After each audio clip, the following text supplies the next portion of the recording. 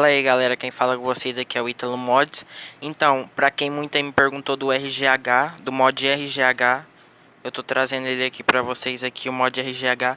Lembrando que o RGH não é meu, esse mod não é meu, ele é de um colega meu. Eu pedi pra ele gravar pra mim lá, mostrando pra vocês aí e pra mim mostrar pra me postar no meu canal, entendeu?